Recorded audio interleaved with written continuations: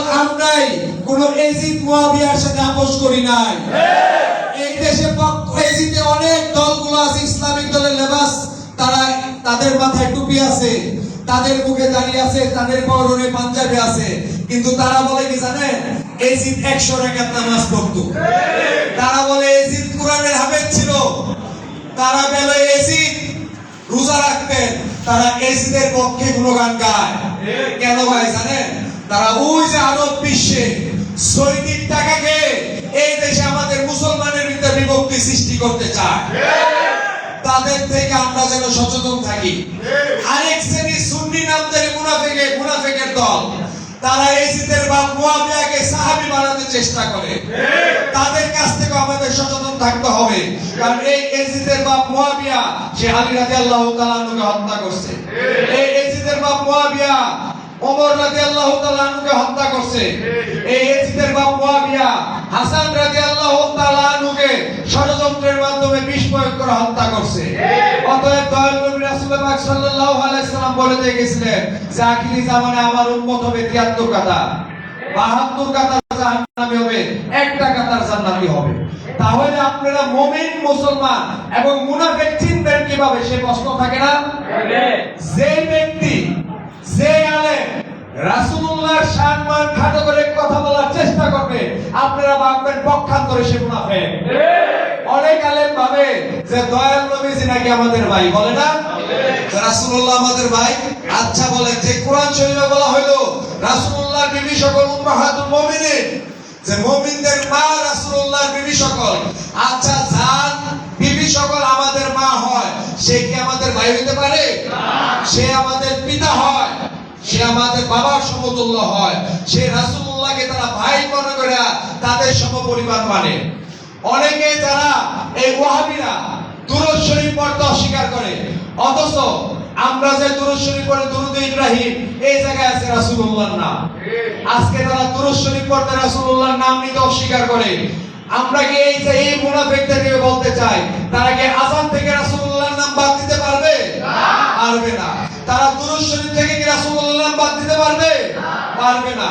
তারা যত ষড়যন্ত্র করুক, যেই নাম আল্লাহ পাক কলেমা শরীফে লা ইলাহা ইল্লাল্লাহু মুহাম্মাদুর রাসূলুল্লাহ, যেই নাম আল্লাহর নামের সাথে আল্লাহ একত্রিত করছে, এমন কোন শক্তি নেই এই জমিনে সেই নামের সাথে আল্লাহর নাম আলাদা করে। অতএব আমরা যারা জাকের পার্টি করি, আমরা কিন্তু ওয়াহাবি পন্থী না, আমরা কিন্তু মওদুদি পন্থী না, আমরা কিন্তু সালাফি পন্থী না, আমরা কিন্তু ইলিয়াস পন্থী না, আমরা এই জমিন ওলি আল্লাহ পন্থী। এই ওলি আল্লাহ এই দেশে ইসলাম আছে, তাদের আনুগত্য আমরা করি। আমরা কোন মওদুদির আনুগত্য করি না। অতএব একটা কথা মনে রাখেন, ওলি আল্লাহদের কারামত কিন্তু সত্য। কারামতে আউলিয়ায়ে হাক্কুন, ওলি আল্লাহদের কারামত সত্য, কিন্তু ওলি আল্লাহরা ধৈর্যশীল। নবী রাসূলরা ধৈর্যশীল। রাসূলুল্লাহ দন্দ মুবারক যখন সেই কাফেররা শহীদ করছে, তখনও রাসূলুল্লাহ তাদের জন্য দোয়া করে, হে আল্লাহ, আমার উম্মত বুঝে নাই, তাদেরকে তুমি ক্ষমা করে দিও। ঠিক রাসূলুল্লাহর গুণে, রাসূলুল্লাহর চরিত্রে, রাসূলুল্লাহর এই জামানার পূর্ণ ছবি বিশ্ব লিখা যাওয়া ফরিদপুরি। অতএব আমরা যারা জাকের পার্টি করি, আমাদের চিন্তিত হওয়ার কোনো কারণ নাই। জাকের পার্টির মহামান্য চেয়ারম্যান সাহেব বলছে যে আজকে দেখেন না, ছোট ছোট দল পুঁটি মাছের মতো লাফায় পানির উপরে। এই ছোট ছোট দল, জাকের পার্টির মহামান্য চেয়ারম্যান সাহেব বলছে জাকের পার্টি হয়েছে তিমি মাছ। আমরা যদি লেজ দিয়ে একটা বাড়ি দেই, এই তাদের কোনো অস্তিত্ব থাকবে না। কিন্তু আমাদের আদর্শ রক্তপাত না, আমাদের আদর্শ গালাগালি না, আমাদের আদর্শ মারামারি না। আমাদের আদর্শ কি? এই যে ঈদে মিলাদুন নবী সাল্লাল্লাহু আলাইহি সাল্লাম আসছে, এই ঈদে মিলাদুন নবী সাল্লাল্লাহু আলাইহি সাল্লামকে উপলক্ষ করে আমাদের বন্ধু বান্ধব আত্মীয় স্বজন পাড়া প্রতিবেশী যারা আছে, তাদের কাছে আমরা ঈদে মিলাদুন নবী সাল্লাল্লাহু আলাইহি সাল্লামের দাওয়াত নিয়ে যাব। তারা আমাদেরকে ভালোবাসে না আসলে তারা মুনাফিকদের সাথে আপোষ করে চলে, এটা হবে তাদের প্রমাণ। ভাইজান বলছে আমাদের দাওয়াত যারা না শুনবে, আমাদের আত্মীয় স্বজন হোক, বন্ধু বান্ধব হোক, পাড়া প্রতিবেশী হোক, তাদের লাশের উপরে পাড়ায় কিন্তু আমাদের জাকের বাড়িতে আসতে হবে।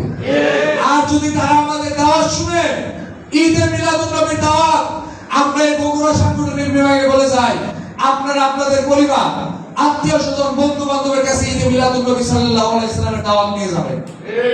এবং আমাদের কাছে আরেকটা অস্ত্র আছে, সেই অস্ত্রটার নাম হচ্ছে খ্যাতমত। আমাদের যারা পরিচিত লোক আছে তারা আমাদেরকে ভালোবাসে কিনা তার বাস্তব প্রমাণ করবেন।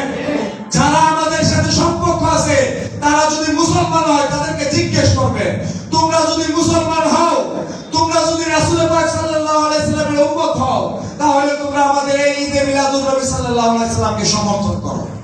এবং ঈদে মিলাদুন নবী সাল্লাল্লাহু আলাইহি সাল্লামে জাগের পার্টির মহামান্য চেয়ারম্যান সাহেব লক্ষ লক্ষ লোকের মিলন মেলা জন্য ডাক দিয়েছে বিশ্ব জাকের মঞ্জিলে।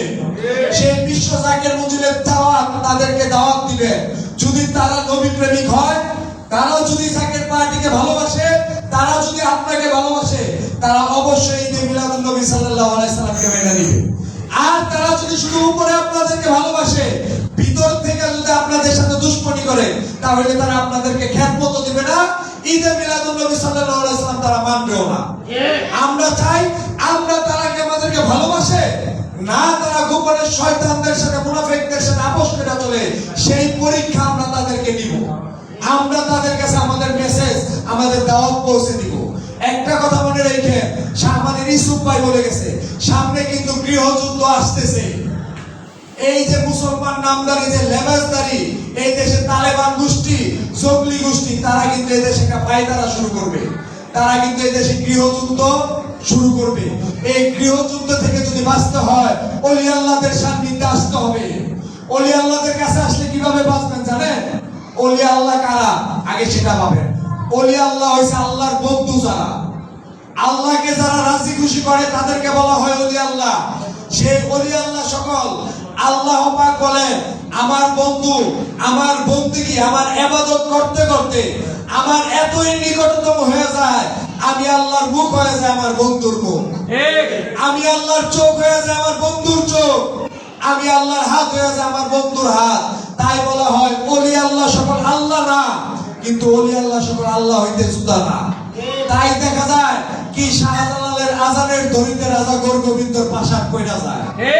তাই দেখা যায় খাজা মঈনুদ্দিন চিশতি রহমাতুল্লাহ আলাইহি আনা সাগরকে পানি শূন্য করে একটা লোটার ভিতরে সমস্ত আনা সাগরের পানি এক লোটার ভিতরে খাজা মঈনুদ্দিন চিশতি নিয়ে যায়। কি দেখা যায়? ওই যে আব্দুল কাদের জিলানী রহমাতুল্লাহ আলাইহি এক সাগরের পার দিয়ে হাঁটতেছে, দেখেন একজন বুড়ি মা কান্দাকাটি করতেছে, ক্রন্দন করতেছে। তখন আব্দুল কাদের জিলানী রহমাতুল্লাহ আলাইহি ওই সমুদ্রের পারে মানুষকে জিজ্ঞেস করলো, এই বুড়ি মা কেন কান্দে? তখন বলল, এই বুড়ি মার এক ছেলে আজ থেকে 22 বছর আগে সে এক বিয়ে করতে যাইতেছিল, নদী পথে বিয়ে করতে যাইতেছিল। এই বিয়ের কনে নিয়ে আসার সময়, ফিরার সময় এই ট্রলারের ভিতরে যত বরযাত্রী ছিল এবং বিবি সহ বর এবং কন্যা সহ ওই সাগরের ভিতরে নদীতে ডুবা যায়। নদীতে ডুবা যায়। আজ 22 বছর যাবত এই মা এই নদীর পাড়ে আইসা সারাদিন থাকে, সন্ধ্যা হইলে বাড়িতে যায়, আবার পরের দিন সকালবেলা সেই নদীর পাড়ে আইসা কান্দাকাটি করে। তখন আব্দুল কাদের জিলানী রহমাতুল্লাহ আলাইহি এই বুড়ি মার জন্য আল্লাহর দরবারে হাত তুলে, হে আল্লাহ, তুমি এই বুড়ি মাকে দয়া করো, তার ছেলে সন্তান ফেরত দাও। সেই 22 বছর পরে সেই বুড়ি মার ছেলে এবং কন্যা কনে বরযাত্রী সহ সমস্ত লোকজনকে আল্লাহ পাক, বা মৃত সমস্ত লোকজনকে আল্লাহ পাক 22 বছর পরে ফেরত দেয়। এটা হইছে ওলি আল্লাহদের কারামত। ওলি আল্লাহদেরকে আল্লাহ জানান।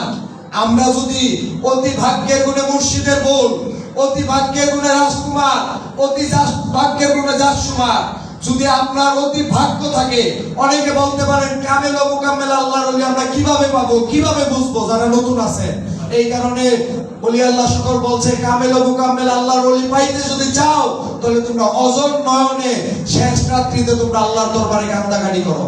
আল্লাহ পাক তোমাদের ইশারা দিবে কোন কামেল ও মুকাম্মেল আল্লাহর ওলির দরবারে যেতে হবে।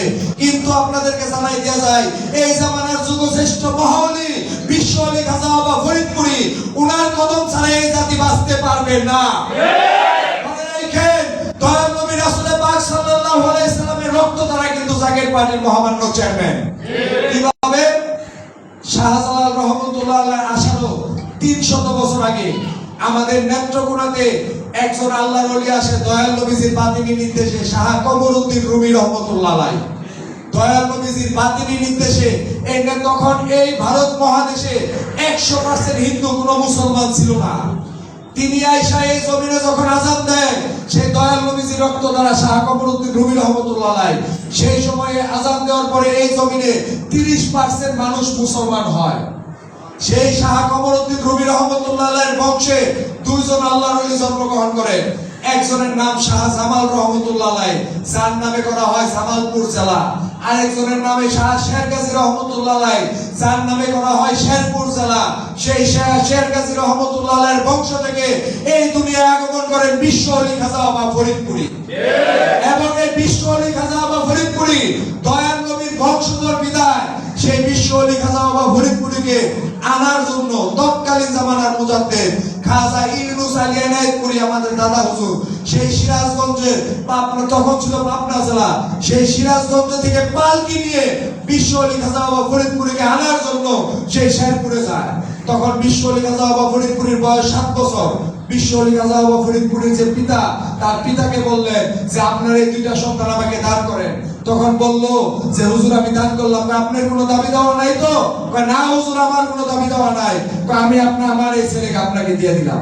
এই 7 বছর বয়স থেকে বিশ্ব ওলি খাজা বাবা ফরিদপুরি দীর্ঘ 40 বছর খাজা এনায়েতপুরীর পাক কদমে গোলামি করে খাজা এনায়েতপুরী থেকে ইসলামের তালিম গ্রহণ করে একটা সময় খাজা ফরিদপুরি বিশ্ব ওলি খাজা বাবা ফরিদপুরিকে খাজা এনায়েতপুরী বলল, বাবা তোমার নিশ্চয়ই দেব, তোমার কোনো সম্পদ থাকতে পারবে না। তখন খাজা ফরিদপুরি রহমতুল্লাহ আলাইহি সে শেরপুরে গেলেন, তার বাবাকে বললেন যে বাবা আমাকে তো খাজা এনায়েতপুরি রহমতুল্লাহ আলাইহি নিশ্চয়ই বললেন। তখন বলল যে বাবা এটা তো সাংঘাতিক কথা, তোমার তো কোনো জমি জমা থাকতে পারবে না। সেই হুজুর পাকের সম্পদ তার বাবা ভাগ করে দেওয়ার পরে বিশ্ব ওলি খাজা বাবা ফরিদপুরি যে সম্পদ প্রায় 3500 একর সম্পত্তি বিক্রি করে ইসলামের জন্য জাকের পার্টির মহান প্রতিষ্ঠাতা 3500 একর সম্পত্তি ইসলামের জন্য দান করে দিলেন। আজকে এত বড় বড় আলেম ওলামা কে ইসলামের জন্য নিঃস্ব হয়ে গেলেন?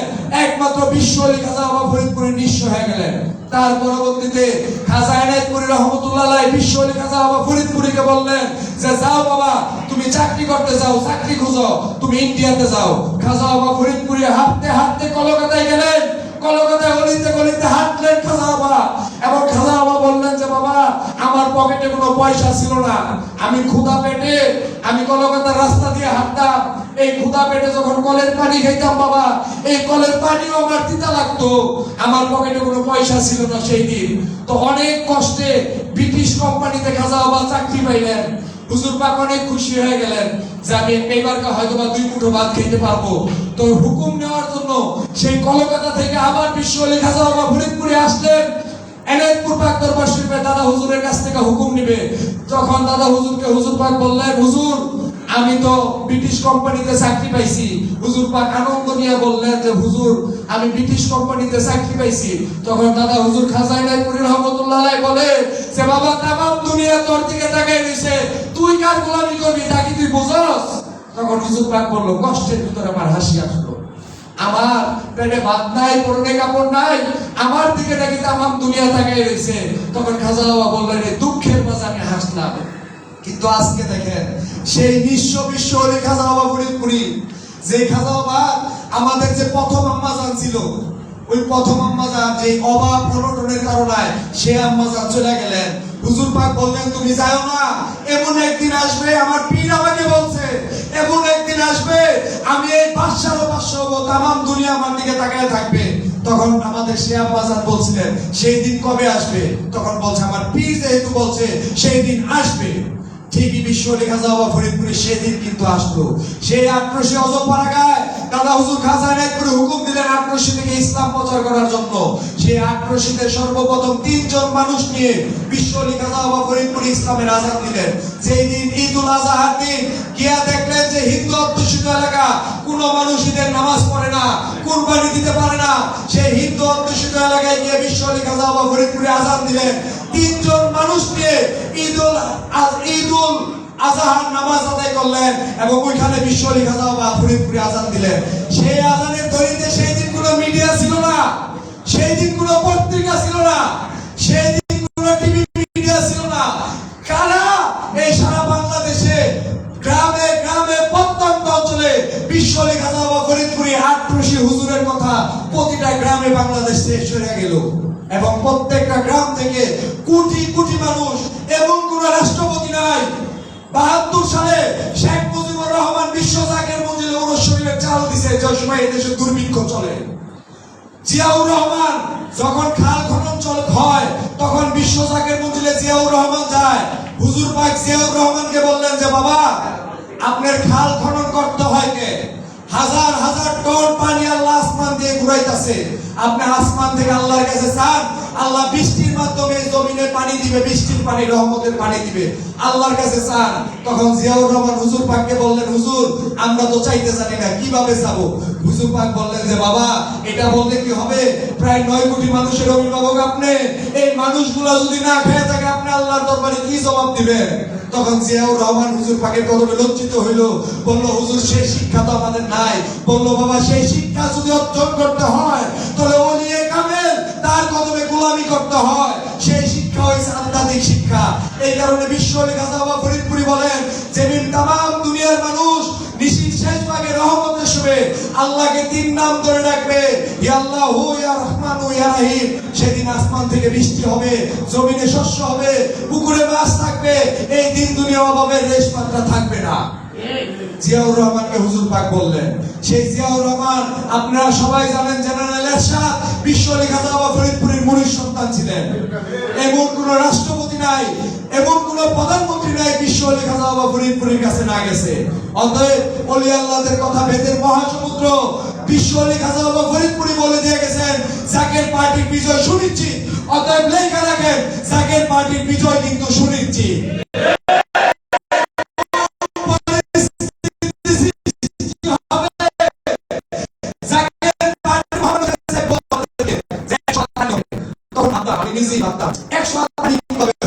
চিন্তা করতাম, কিন্তু আজকে মিডিয়া কি বলতেছে যে ১,০০০ কোম্পানি হবে,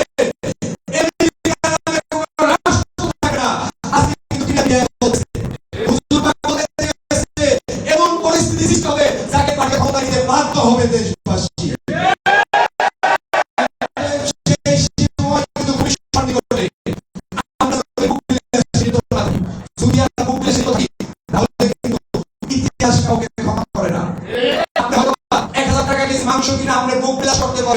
ভালো পোশাক পরে হয়তো আপনি ভোগ বিলাস করতে পারবেন, কিন্তু এই যে আমাদের যুদ্ধের সময় যাইতেছে, জাকের পার্টির যে ত্যাগের সময় যাইতেছে, বর্তমানে কিন্তু জাকের পার্টির ত্যাগ থেকে মূল্যায়ন করা হইতেছে। অতএব হয় নবী প্রেমে যেন সবাই পাগল হয়। আমাদের তরিকতের শুরু হয়েছে আবু বকর সিদ্দিক রাদিয়াল্লাহু তাআলা আনহু থেকে। এই আবু বকর সিদ্দিক রাদিয়াল্লাহু তাআলা আনহুর ইতিহাসটা আপনারা সবাই জানবেন যারা তরিকা করেন।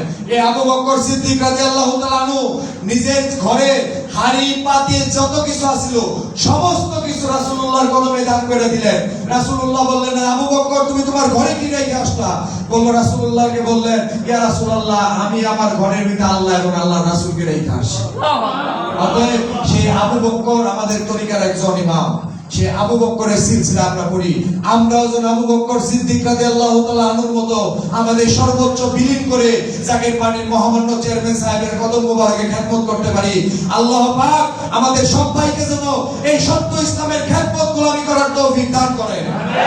এবং আপনারা বর্তমান রাজনীতির প্রেক্ষাপট কিন্তু ভালো না দাদা ভাইরা, আপনারা কোথাও কোন দলের রাজনৈতিক দলের ডাকে আপনারা কোনো মিছিল মিটিং এ যায়েন না। ১০০-৫০০ টাকার বিনিময় কারো কাছে কুরবানির গরুর মতো বিক্রি হয় না। আমাদের চাচাজান ডক্টর সাহেব আমির ফয়সাল বলে, কুরবানি ঈদের সময় আমরা পশু কুরবানি দেই না, কুরবানি ঈদের সময় আমরা পশু কিনা নিয়ে হাট থেকে বাজার থেকে এই কুরবানি ঈদের সময় যখন পশুর দাম থাকে, নির্বাচন আসলে এই দেশে মানুষ গরু ছাগলের মতো মানুষ কিনে। আমরা কি গরু ছাগল? আমরা কি গরু ছাগল? আমরা মানুষ সৃষ্টির সেরা জীব আশরাফুল মাখলুকাত। আমরা কোনো ৫০০ টাকা বিক্রি হব না। আমরা আমাদের কষ্টের কাম দিয়ে এই সত্য ইসলামের খেদমত করে এই সত্য ইসলামের বিজয় নিশান এই জমিনে পথ করে উঠবে, সেটা আমরা দেখা কবরে যেতে চাই। আল্লাহ পাক যেন আমাদের সবাইকে এই জাকের পার্টির বিজয় দেখায় যেন কবরে নেয়। এই বলে আমি আমার বক্তব্য শেষ করলাম। বিশ্বলি খাজা বাবা ফরিদপুরি জিন্দাবাদ, জাকের পার্টি জিন্দাবাদ, জাকের পার্টি ছাত্র ফ্রন্টের বগুড়া সাংগঠনিক বিভাগ জিন্দাবাদ।